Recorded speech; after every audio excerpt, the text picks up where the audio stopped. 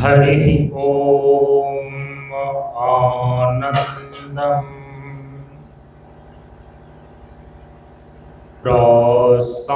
प्रशान्ते जीवन् दर्शनम् नमो नारायण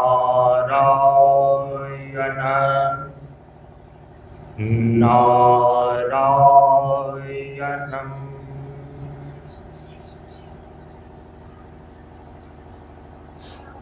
हम सभी लोग बिहार प्रांत के ऐतिहासिक पावन भूमि नालंदा जिला के अंतर्गत परम पूज्य गुरुदेव बाबा शांतानंद जी महाराज जी के द्वारा स्थापित मंच की श्रृंखलाओं में 18वें मंच 50वां मंच क्षेत्र के अंतर्गत आने वाले ग्राम ककरिया के श्री निरंजन जी के निजी निवास स्थान पर माघ पूर्णिमा के पावन अवसर पर प्रतिवर्ष होने वाले कार्यक्रम के अंतर्गत इस बार सन 2026 ईस्वी के 31 जनवरी एवं 1 फरवरी को 2 दिवसीय आयोजित कार्यक्रम के आज हम सभी लोग 31 जनवरी को प्रथम दिन के कार्यक्रम के अपराह्नकालीन सत्संग प्रवचन कार्यक्रम में उपस्थित हैं।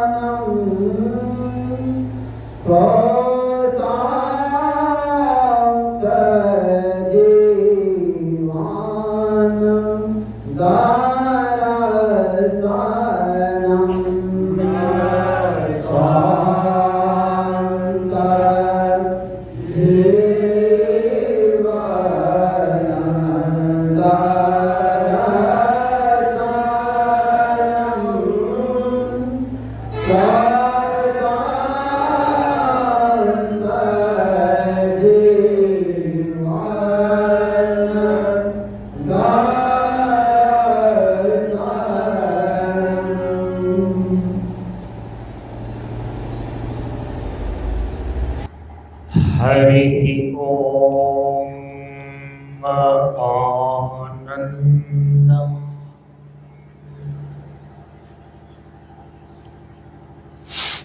प्रशांते जीवन दर्शनम। नमो नारायण नारायणं।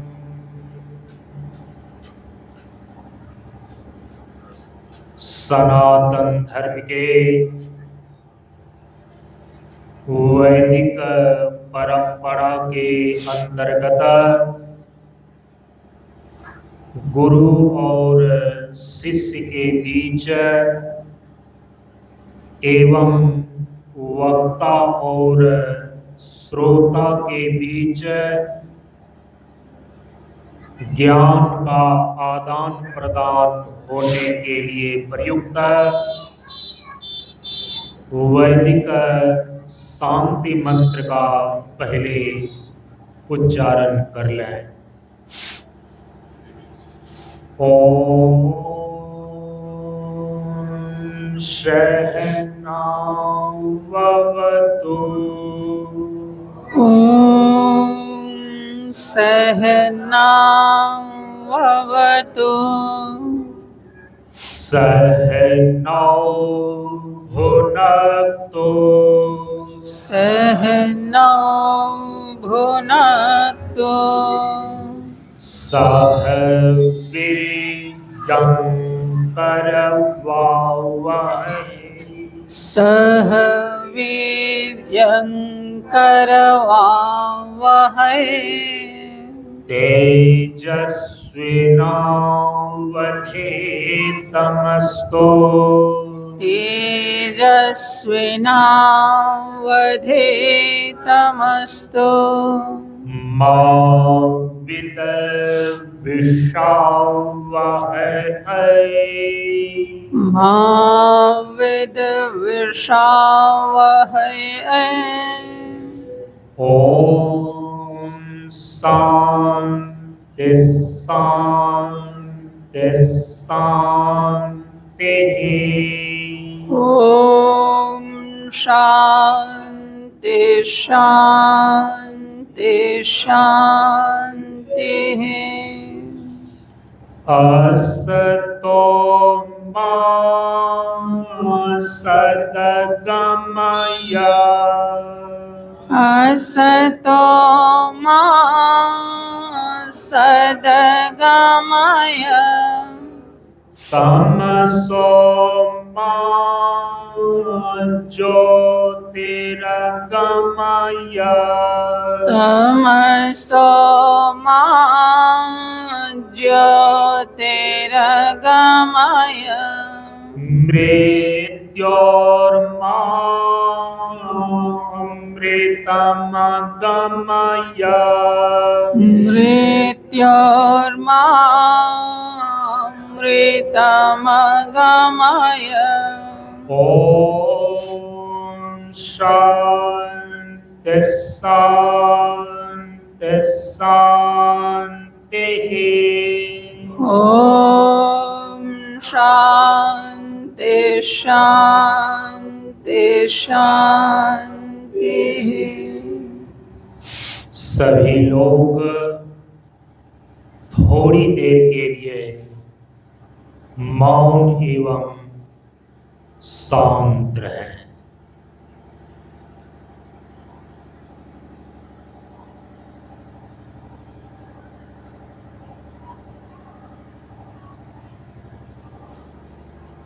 नमो नारायण।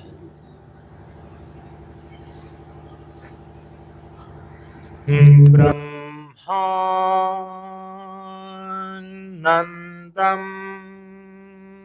परम सुखदं केवलं ज्ञानमूर्तिम्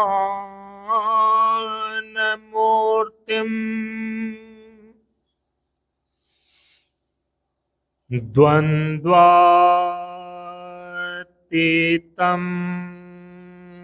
गगनसदृशम्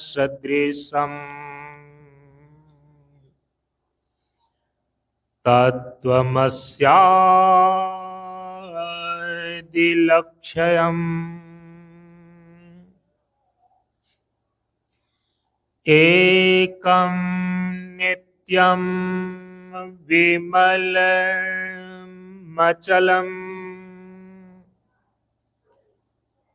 सर्वधि साक्षिभूतम्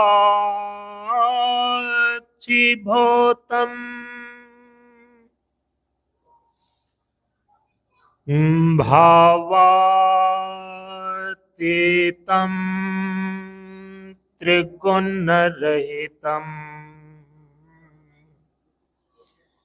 सद्गुरुं तं नमामि। सद्गुरुं तं नमामि।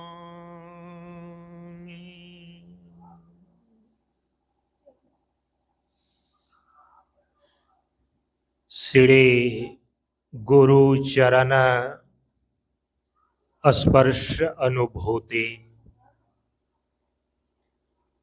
ज्ञान मार्ग सत्संग के सानिध्य में उपस्थित श्रद्धालु सत्संग प्रेमियों,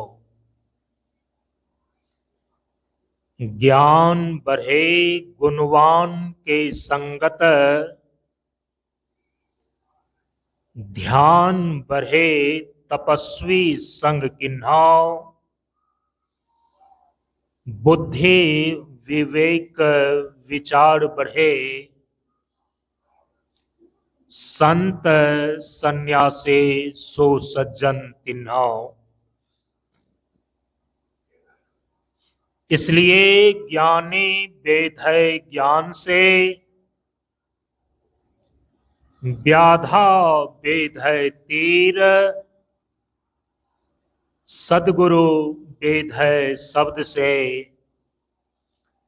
भींगे सकल शरीर।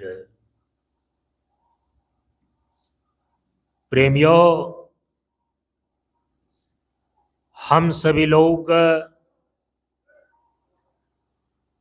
बिहार प्रांत के ऐतिहासिक पावन भूमि नालंदा जिला के अंतर्गत परम पूज्य गुरुदेव बाबा शांतानंद जी महाराज के द्वारा स्थापित मंच की श्रृंखलाओं में 18वें मंच 50 मंच क्षेत्र के अंतर्गत आने वाले ग्राम ककरिया के निवासी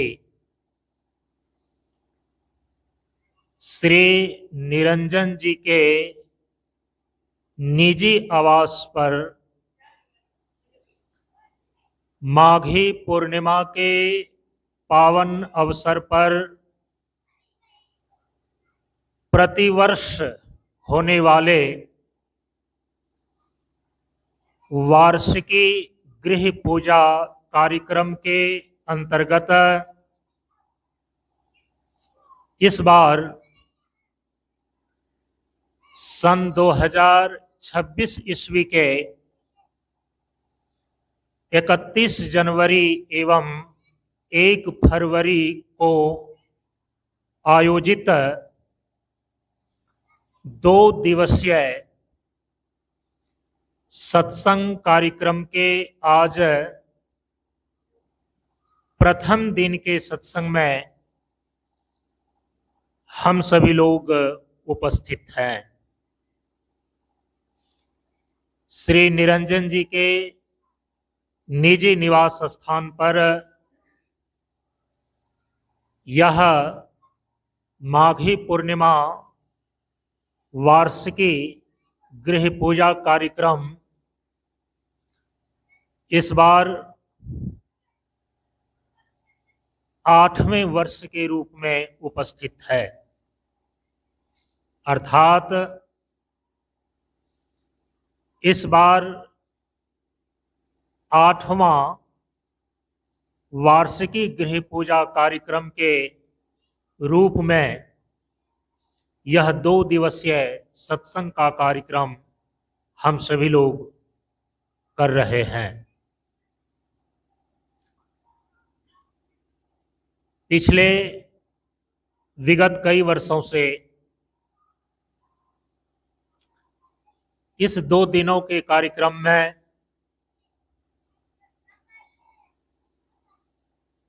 खास करके गृहस्थ आश्रम से संबंधित बहुत ही महत्वपूर्ण बातों पर विचार किया गया है। इस बार हम सभी लोग इस 2 दिवसीय सत्संग कार्यक्रम में जिस विषय पर विचार करने जा रहे हैं, देखिए आपके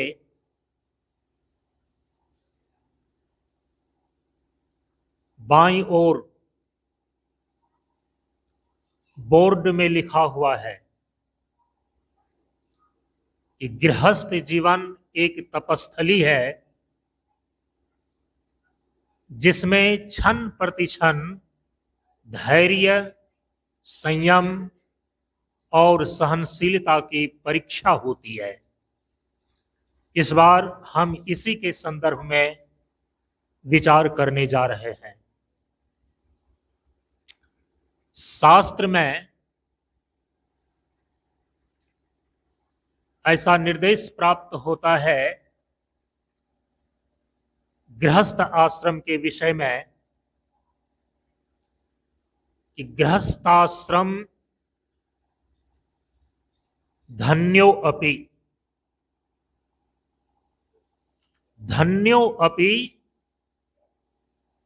गृहस्थाश्रमः। शास्त्र कहता है कि गृहस्थ आश्रम धन्य है। आप सभी लोगों ने इस मंच के सानिध्य में कई बार सुना है कि हमारे वैदिक ऋषियों ने जीवन को जीने के लिए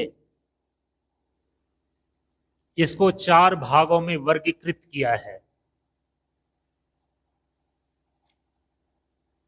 जीवेम शरदः शतम्, वेद के एक मंत्र में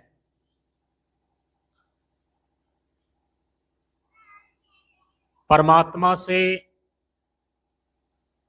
प्रार्थना किया गया है कि जीवेम शरदः शतम्, हम 100 वर्षों तक जिएं।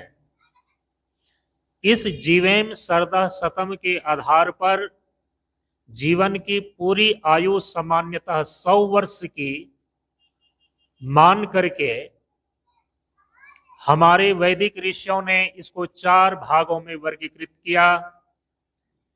जन्म से लेकर 25 वर्ष तक जो आपके जीवन की आयु होती है, इस भाग को ब्रह्मचर्य आश्रम का नाम दिया गया। जन्म से लेकर 25 वर्ष तक जीवन की आयु ब्रह्मचर्याश्रम कहलाता है। 25 वर्ष से लेकर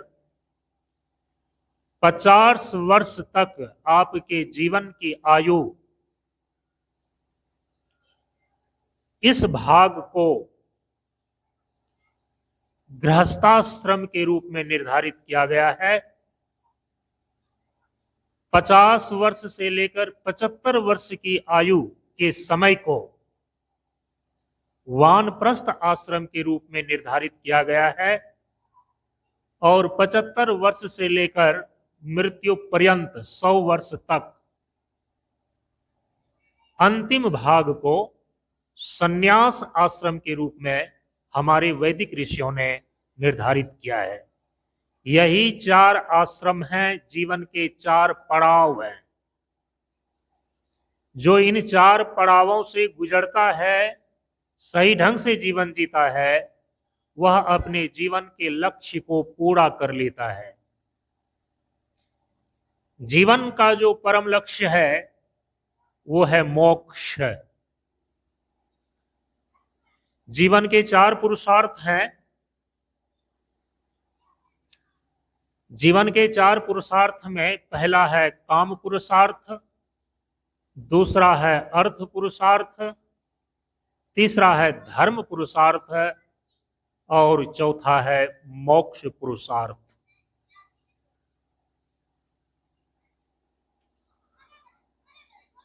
जहां पर आपके जीवन में जीवन की जो मूल ऊर्जा काम है, यह बिल्कुल शुद्ध और निष्पाप रहता है।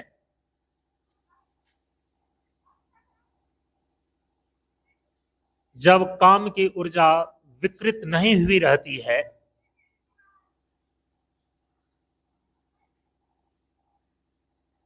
वो आपके जीवन की बाल्यावस्था होती है।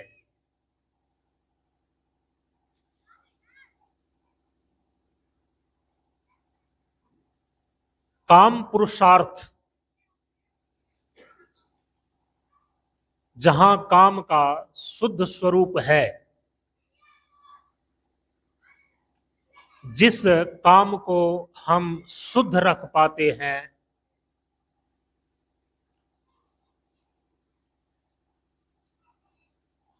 जीवन की उस प्राथमिक आश्रम के पहले भाग को ब्रह्मचर्य आश्रम बोलते हैं। तो काम पुरुषार्थ की जो शुद्धता है उसी को लेकर के है ब्रह्मचर्य आश्रम।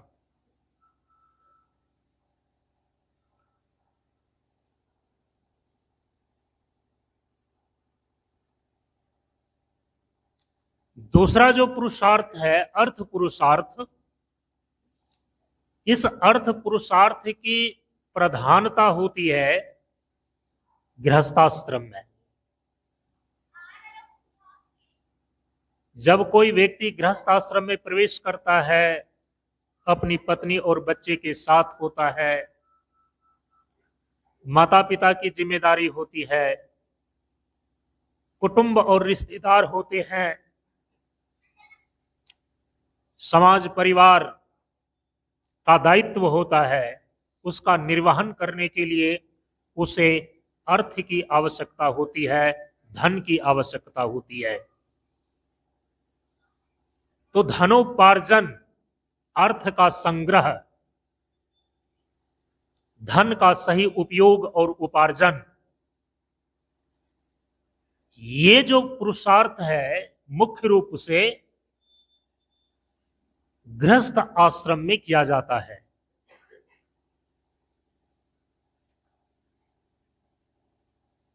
सभी पुरुषार्थ सभी आश्रमों में सन्निहित हैं, किंतु जो पुरुषार्थ जिस आश्रम में प्रधान रूप से किया जाता है, मैं उसकी बात बता रहा हूं। तो काम पुरुषार्थ की शुद्धता ब्रह्मचर्य आश्रम में, अर्थ पुरुषार्थ की प्रधानता गृहस्थाश्रम में, और जो धर्म पुरुषार्थ है जिसके अंदर हम तप और अनुष्ठान करते हैं, साधना करते हैं, संसार की जिम्मेदारियों से उपरम होकर के हम अपने जीवन को तपस्या से जोड़ते हैं, साधना से जोड़ते हैं, अनुष्ठान से जोड़ते हैं, तो जब इसकी प्रधानता हो जाती है, परिवार की जिम्मेदारी, अर्थ के उपार्जन का दायित्व, जब इससे आप सेवानिवृत्त हो जाते हैं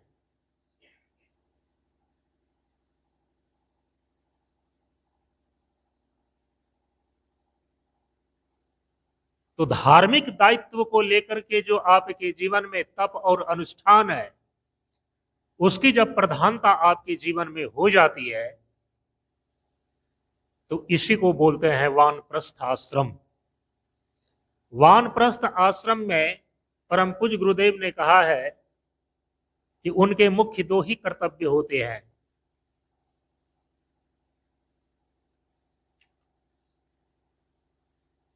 एक है तप,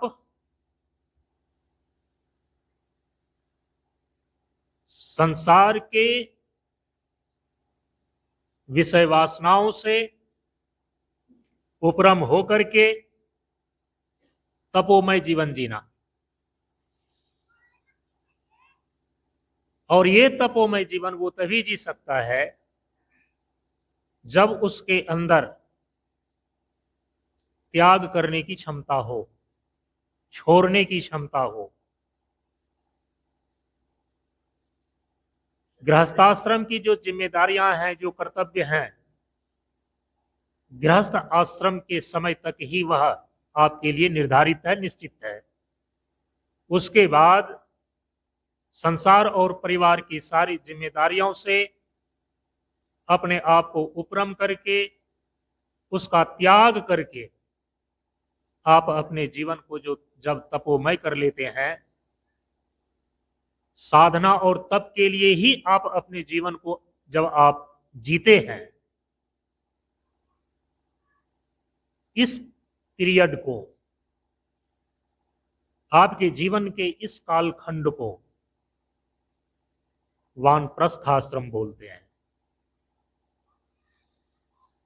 तो वानप्रस्थ आश्रम में मुख्य रूप से किस पुरुषार्थ की प्रधानता हो गई? धर्म पुरुषार्थ की, जिसमें हम तप करते हैं, अनुष्ठान करते हैं और साधना व्रत करते हैं। ये जो जीवन का अंतिम पुरुषार्थ है, मोक्ष पुरुषार्थ, उस मोक्ष पुरुषार्थ की प्रधानता से ही जीवन का संन्यास आश्रम है, जहां पर हम अपने जीवन में विवेक और वैराग्य के द्वारा ज्ञान को उपलब्ध होते हैं।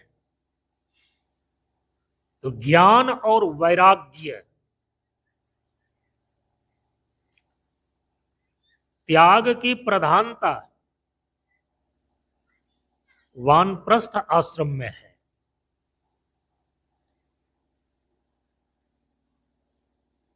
जो जिम्मेदारी है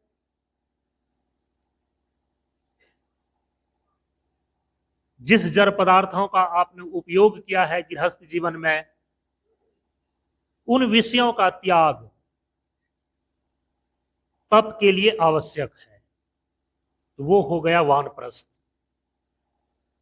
लेकिन जिस चीज को आप छोड़ते हैं, तो छोड़े हुए चीजों का सूक्ष्म संस्कार, उसका राग चित्त में बना ही रहता है। त्यागे हुए चीजों का भी राग चित्त में बना रहता है। वह तो तप की अग्नि में तपा करके कोई साधक, कोई वानप्रस्थ नियमों का पालन करके गृहस्थाश्रम के विषय वासना के कलमस्ता को वह छीन करता है और अपने आप को शुद्ध करता है। छोड़े हुए चीजों का, त्यागे हुए चीजों का गुप्त और सुप्त राग भी आपके चित्त से जब बिल्कुल समाप्त हो जाए, विगतः रागः इति वैराग्यः, गुप्त और सुप्त राग का भी चला जाना, समाप्त हो जाना, तब इस स्थिति को बोलते हैं वैराग्य।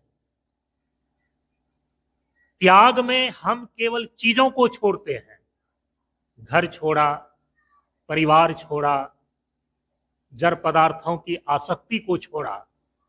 और छोड़ना पहले जरूरी है, क्योंकि परम पूज्य गुरुदेव कहते हैं कि त्याग ब्रह्म स्वरूप है। यदि आपको अपने परमार्थ स्वरूप में अवस्थिति लाभ प्राप्त करना है, ब्रह्म ज्ञान प्राप्त करना है, तो आपको जड़ पदार्थों का त्याग करना ही पड़ेगा पहले। त्याग विवेक अभेद रहे, जब आपन जीवन साधन किन्नो। पहले त्याग की ही साधना करनी पड़ती है। तो त्याग करने में, त्याग की साधना में हम विषय की आसक्ति को छोड़ते हैं, हम चीजों को छोड़ते हैं, बाहर जिन जिन चीजों से जुड़े हुए रहते हैं।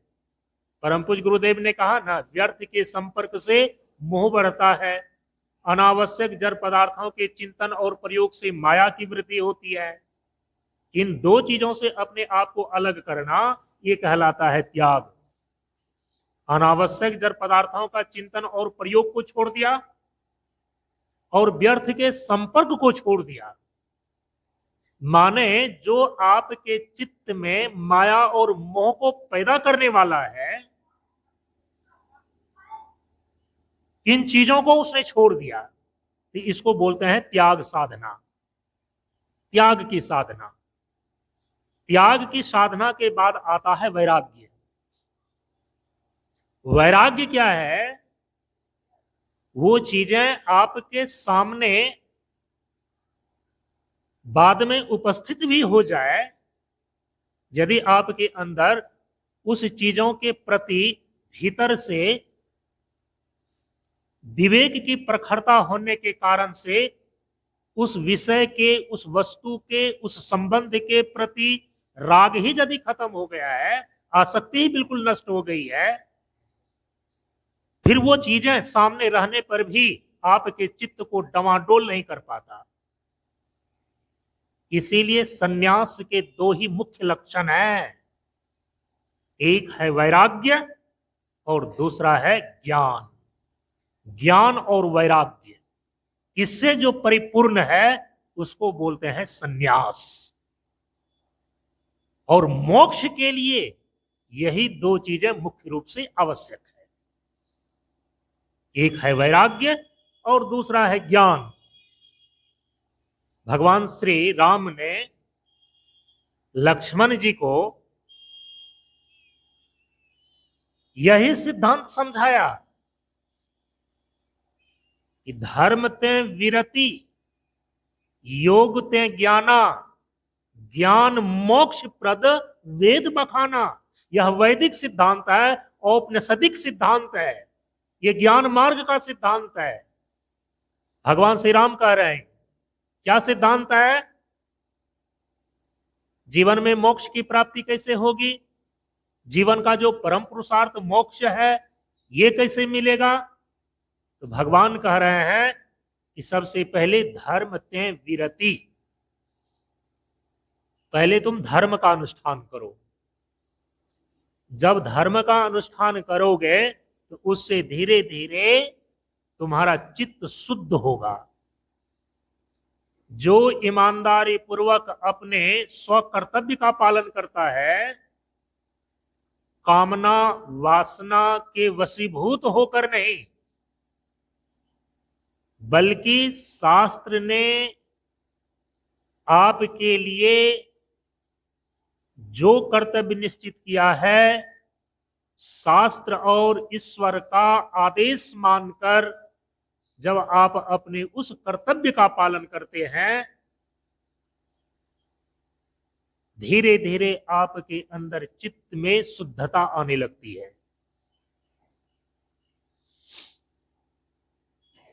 और जैसे जैसे चित्त में शुद्धता आती है ना, वैसे वैसे धीरे धीरे आपके अंदर वैराग्य का सामर्थ्य भी आने लगता है। धर्म ते विरति, धर्म का सही अनुष्ठान करने पर, निष्काम भाव से अपने कर्तव्य का पालन करने पर चित्त की शुद्धि होती है, और चित्त की शुद्धि का परिणाम है कि धीरे धीरे उस चित्त में वैराग्य जन्म लेने लगता है। ये चित्त की आसक्ति जो विषयों में संबंधों के प्रति बनी रहती है, वो आसक्ति और राग धीरे धीरे छीन होने लगता है, तनु होने लगता है। इसको बोलते हैं वैराग्य की प्रारंभिक अवस्था, धर्म जन्य वैराग्य, संयम जनित वैराग्य। धर्मते विरति। फिर आगे क्या कह रहे हैं? योग ते ज्ञाना।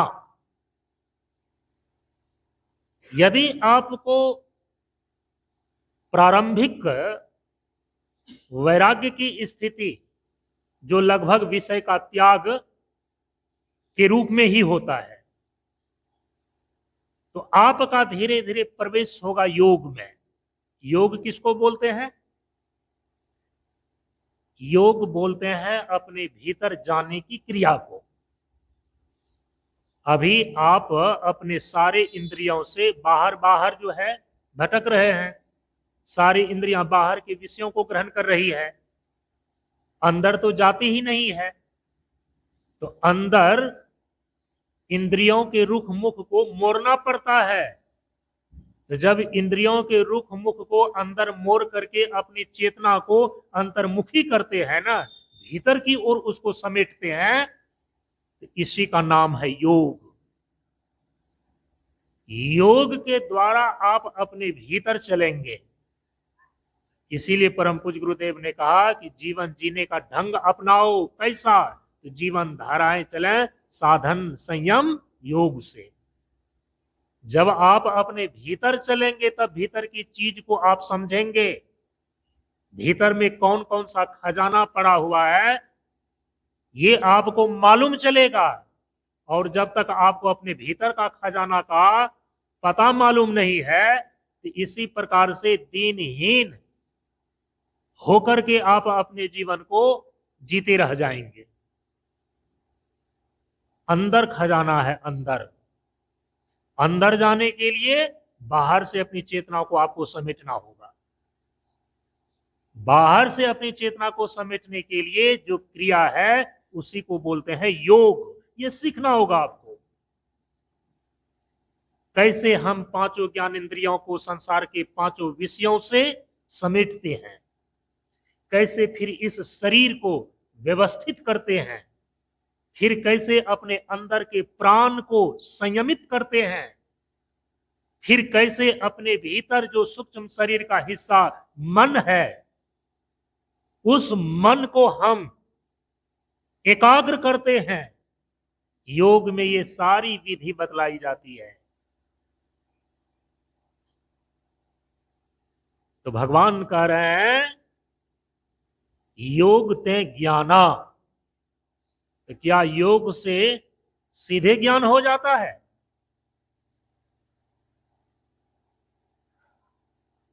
जब योग आप करेंगे ना, सारी इंद्रियों को अंतर्मुखी करके जब अपने भीतर आप चलेंगे, बाहर संसार से अपनी चेतना को मोड़ करके शरीर पर लाया, शरीर से भीतर किया तो प्राणमय कोश में गया। प्राण का कंपन यदि स्थिर हो गया, प्राण का कांपना यदि बंद हो गया, तो धीरे धीरे आपका मन भी स्थिर होने लगेगा। जिसके मन की एकाग्रता बढ़ती है उसी के अंदर बुद्धि में विवेक की क्षमता आती है। समझ रहे हैं? इसीलिए योग सूत्र में ये लिखा गया है,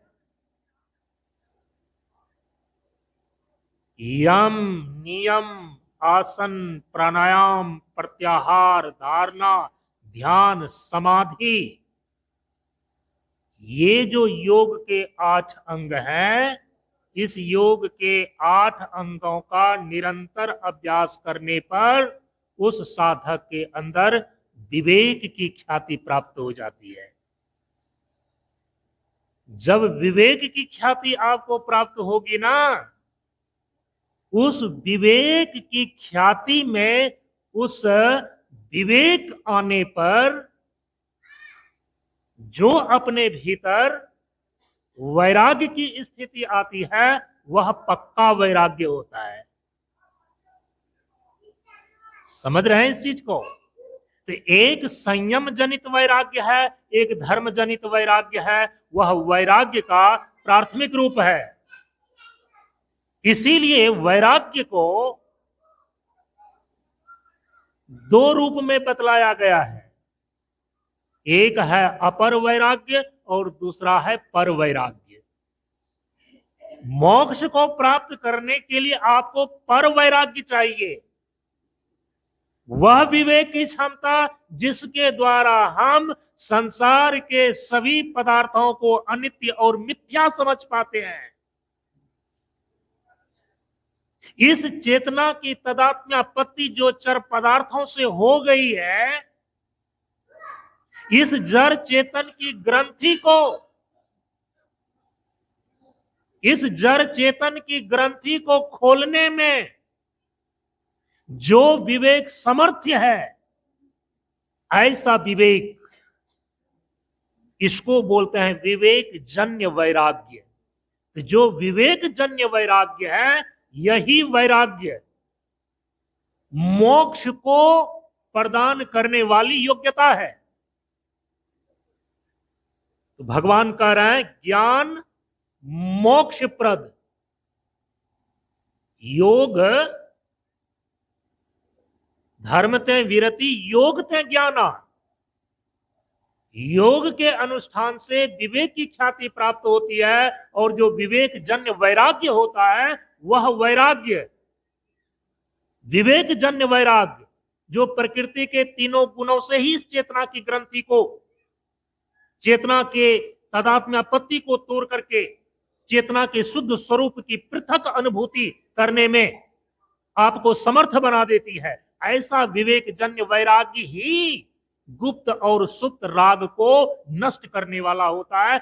ऐसा वैराग्य मोक्ष के लिए चाहिए। श्मशान वैराग्य से काम नहीं चलेगा।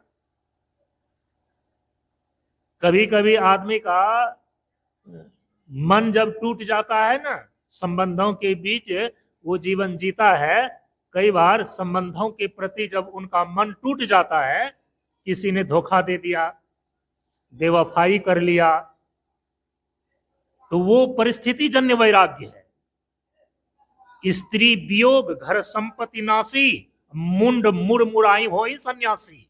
तो ऐसा सन्यासी बनने से मोक्ष नहीं मिलेगा। विवेक जन्य वैराग्य चाहिए उसके अंदर। यह विवेक जन्य वैराग्य मोक्षदायिनी होता है, क्योंकि वो ज्ञान का कारण बनेगा। तो सन्यास आश्रम के मुख्य दो ही लक्षण हैं, एक है विवेक जन्य वैराग्य और दूसरा है ज्ञान। ज्ञान मोक्षप्रद। कैसा ज्ञान? अभी तो बिना वैराग्य का ही बहुत सारे लोग बहुत सारी चीज जानकारी में रखते हैं। स्कूल में जाकर के देखिए, शिक्षक लोग हैं, प्रोफेसर लोग हैं, एक तरफ गुटखा भी खा रहे हैं, एक तरफ जो है कि वो संसार के विषयों से भी आसक्त हैं, और बड़े बड़े किताब भी लिख रहा है। तो हो गया ज्ञान। यदि उनको ज्ञान हो गया तो उनको जाकर के पूछिए, यदि तुमको असली ज्ञान हो गया है तो ज्ञान का तो लक्षण है। जैसे कहेंगे कि ये आग है, तो यदि आग है तो आग का लक्षण है ना, क्या है आग का लक्षण? यदि आग होगी तो वो जलाने वाला होगा, आग होगा तो उसमें गर्मी होगी। तो आग तो किसी चीज को जला देती है, जलाने का सामर्थ्य रखती है। आग जो है वो तो गर्मी देती है, ठंडी को दूर कर देती है, तब हम उसको आग बोलते हैं। अब ऐसी अग्नि हो न जलाने में समर्थ हो और न ठंडी के ठिठुरन को दूर करने में समर्थ हो, वो किस चीज की आग है फिर? वो कैसी आग है? इसका मतलब है कि आग नहीं है, आग का आभास मात्र है। ज्ञान का लक्षण है, और ज्ञान का लक्षण एक ही है कि जब आप यथार्थ ज्ञान को उपलब्ध हो जाते हैं ना, जितने भी प्रकार के बंधन हैं और जितने भी प्रकार के मोह हैं वो नष्ट हो जाता है। भगवान श्री कृष्ण ने अर्जुन जी को 18वें अध्याय के अंदर पूछा, बोले कि तुम जिस मोह में ग्रसित होकर के किम कर्तव्य विमूढ़ हो गया था, महाभारत का युद्ध करने से भाग रहा था, मैंने तुमको रोक करके गीता का ज्ञान दिया। अब गीता का ज्ञान का उपदेश करने में ये उपदेश अब पूरा हो रहा है 18वें अध्याय में। तो बताओ अर्जुन, अब तुम्हारी क्या हालत है, तुम्हारे चित्त की, तुम्हारे मन की? अब तुम अपने भीतर कैसा फील कर रहे हो? आपके शब्दों में बोले तो कैसा अनुभव कर रहे हो? हाथ जोड़ करके अर्जुन ने कहा, यही अर्जुन आपके श्रीमुख से गीता का ज्ञान सुनने के पहले जो था, अब गीता का ज्ञान सुन लेने के बाद वो पहले वाला अर्जुन नहीं रहा। वो अर्जुन विदा हो चुका है, वो अर्जुन मर गया है। अब तो दूसरा अर्जुन तैयार हो गया है। हे केशव, हे कृष्ण,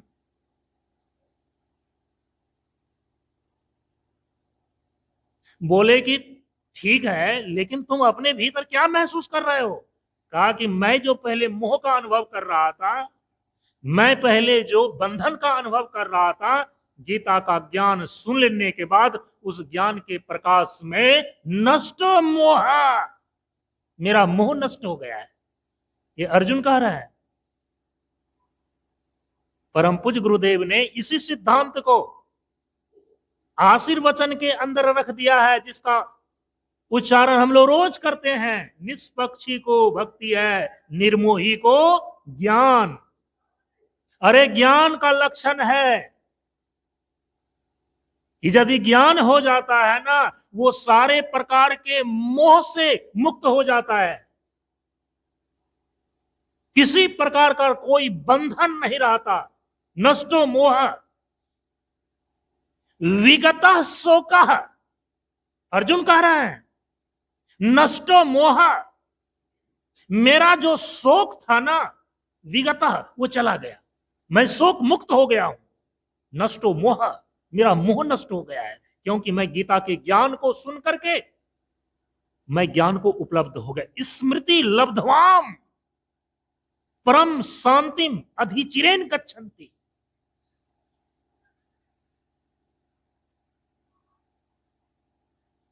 मैं जो अपने स्वरूप ज्ञान को भूल गया था, यथार्थ में मैं कौन हूं, गीता का ज्ञान सुन करके स्मृति लब्धवाम, मुझे स्वरूप की स्मृति हो आई है,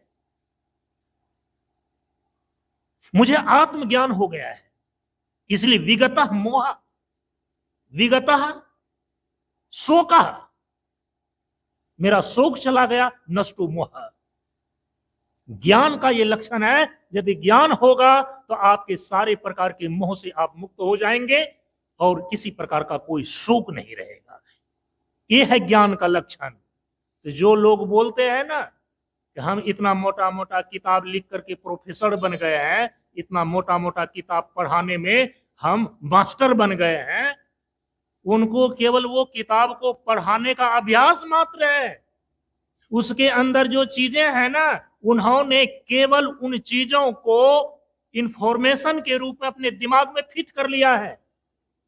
हम उसको तत्वबोध नहीं बोलते, हम उसको आत्मबोध नहीं बोलते, क्योंकि ज्ञान मोक्ष प्रद वेद वखाना। जो व्यक्ति ज्ञान प्राप्त कर लेता है वह तो मुक्त हो जाता है। उनमें किसी प्रकार का कोई शोक नहीं रहता, उसमें किसी प्रकार का कोई मोह नहीं रहता। हम इसको बोलते हैं मोक्ष। जिसको कोई शोक नहीं है, शोक का क्या अर्थ होता है? आपके जीवन में जितने भी प्रकार के दुख है ना, उन सारे दुखों का अनेक शब्दों का एक शब्द है शोक। शास्त्र में शोक शब्द से उपलक्षित है आपके जीवन के समस्त दुख, चाहे दैहिक दुख हो, दैविक दुख हो या भौतिक दुख हो, सभी प्रकार के दुखों को यहां पर कहा गया है शोक। तो शोक चला गया, विगतः शोका नष्टो मोह, उसका मोह नष्ट हो गया। अनात्मा के अनुरूप जो आत्मबुद्धि थी उसका परित्याग होकर आत्म स्वरूप के अनुरूप ही उनकी अवस्थिति हो गई। तो विपरीत समझ उसका चला गया, स्वरूप स्मृति को वह उपलब्ध हो गया। स्वरूप स्मृति, स्वरूप स्थिति, इसी को हम बोलते हैं परमानंद। परम पूज्य गुरुदेव ने कहा ना कि निराधार में आनंद, प्रसन्न और संतुष्ट रहना ही आत्मावान होना है। जो आत्मज्ञान प्राप्त कर लिया आत्मावान हो गया, जो आत्म स्थिति को उपलब्ध हो गया वो आत्मावान हो गया। जब वह आत्मावान हो गया तो वो भी कहेंगे कि हम भी आत्मावान, वो भी कहेंगे हम आत्मावान। अरे आत्मावान होगा उसका लक्षण दिखना चाहिए ना। जो आत्मावान हो जाते हैं माने जो आत्मज्ञान प्राप्त कर लेते हैं, जो यथार्थ ज्ञान प्राप्त कर लेते हैं, जिनको तत्वबोध हो जाता है, जिनको आत्मज्ञान हो जाता है, मोक्ष देने वाला जिसको ज्ञान प्राप्त हो जाता है, वो आत्मावान व्यक्ति तो निराधार में आनंद, प्रसन्न और संतुष्ट रहने वाला हो जाता है। उनका आनंद किसी विषय के भोग पर निर्भर नहीं करता कि अच्छा अच्छा खाएंगे तभी हमको आनंद मिलेगा, अच्छा अच्छा कपड़ा पहनेंगे तभी हम सुख का अनुभव करेंगे। ये तो विषयी व्यक्ति का लक्षण है। साधक स्तर पर रहने पर ही, जब कोई व्यक्ति साधक स्तर पर अपना जीवन जीने लगता है तो इतनी उसकी समझ परिपक्व हो जाती है कि संसार के विषयों से हम कभी भी जिस सुख को प्राप्त करना चाहते हैं वो सुख प्राप्त नहीं हो सकता है। इस पक्की समझ का नाम ही साधक है। मोक्ष की प्राप्ति तो सिद्ध की अवस्था है। वो संसार के किसी विषय पर क्यों निर्भर रहेगा, वो अपने स्वरूप भूत आनंद में अवस्थिति लाभ प्राप्त कर लिया। इसलिए जो अपने आप को ज्ञानी कहता है तो ज्ञानी का यह लक्षण है, मोक्ष प्राप्त करने वाले का यह लक्षण है, वह निराधार में आनंद, प्रसन्न और संतुष्ट रहता है। ये परम पूज्य गुरुदेव ने कहा। तो मोक्ष पुरुषार्थ की प्रधानता को लेकर के है संन्यास आश्रम, समझ रहे हैं। लेकिन शास्त्र में जो कहा कि धन्यो अपि गृहस्थाश्रम, गृहस्थाश्रम धन्य है, इसके संबंध में मैंने पिछले 2-3 वर्षों तक इस पर खूब चर्चा किया। किस प्रकार से यह गृहस्थाश्रम धन्य है, क्योंकि गृहस्थ आश्रम ही सभी आश्रमों का आधार है और आश्रय। यहां आधार का मतलब है कि ब्रह्मचर्य आश्रम में जीवन जीने वाला जो ब्रह्मचारी है, बटुक है, वो कहां से आएगा, गृहस्थ के ही घर से आएगा। जो वानप्रस्थी बनेगा तो वानप्रस्थी कौन बनेगा, वानप्रस्थ आश्रम में कौन जाएगा। गृहस्थाश्रम में जो जीवन जी रहा था वही गृहस्थ वानप्रस्थ लेता है। तो वानप्रस्थ का संकल्प लेकर के गृहस्थ आश्रम से ही व्यक्ति जाता है। तो ब्रह्मचर्य आश्रम में ब्रह्मचारी भी आया गृहस्थ आश्रम से ही, गृहस्थ के घर से। वानप्रस्थाश्रम में वानप्रस्थी लोग गया गृहस्थ से ही, गृहस्थाश्रम से ही। और इसके बाद अंतिम में जो है सन्यास, ये सन्यास आश्रम में 2 प्रकार से जाना होता है। यदि ब्रह्मचर्य आश्रम में कोई अपने जीवन को जी रहा है, गुरुकुल में पूरी शिक्षा प्राप्त करने के बाद उनके अंदर यदि इतना विवेक और समझ आ गया कि जीवन का परम लक्ष्य मोक्ष को प्राप्त करना है, तो वह मोक्ष को प्राप्त करने के लिए निवृत्ति मार्ग पर चल देता है। वो प्रवृत्ति मार्ग में प्रवृत्ति ही नहीं होता, गृहस्थाश्रम में प्रवेश नहीं करता। तो ब्रह्मचर्य आश्रम से सीधे संन्यास आश्रम में चला गया, निवृत्ति मार्गी हो गया वो। लेकिन कोई कोई आदमी गुरुकुल में शिक्षा ग्रहण करने के बाद वो विद्यार्थी देखता है कि नहीं, हम अपने भीतर उतना उत्साह नहीं देख रहे हैं, उतना संस्कार नहीं देख रहे हैं कि हम सीधे संन्यास को ग्रहण कर सकते हैं, पथभ्रष्ट हो जाएंगे। अब वो गृहस्थाश्रम में चला जाता है पहले। अब गृहस्थाश्रम में अपने कर्तव्यों का पालन करके फिर वानप्रस्थ लेता है और वानप्रस्थ के बाद वो संन्यास में प्रवेश करता है। तो चाहे ब्रह्मचर्य आश्रम से सीधे संन्यास लें, चाहे वानप्रस्थ से संन्यास लें, तो संन्यास में गया हुआ जो सन्यासी है उनका मूल स्रोत कहां से है? गृहस्थाश्रम से। इसीलिए कहा कि सभी आश्रमों का आधार, मूल स्रोत गृहस्थाश्रम है, इसीलिए धन्योपि गृहस्थाश्रम। एक आश्रय, सभी आश्रमों का आश्रय गृहस्थाश्रम है। वह इस दृष्टिकोण से